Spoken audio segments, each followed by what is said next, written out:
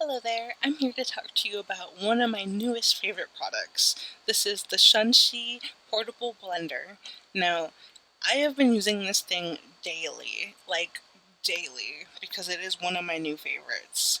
It is super simple to use, and then you're not making as much as normal blenders would because you don't have to pour it out, put it into a different cup.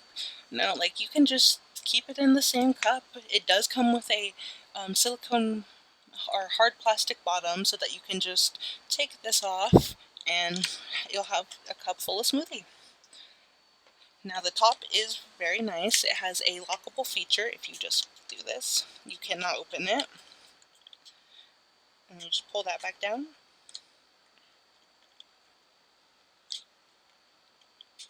It's very easy to clean, and it comes with a lanyard so you don't drop it. And it takes a cable C charger, as you can see here.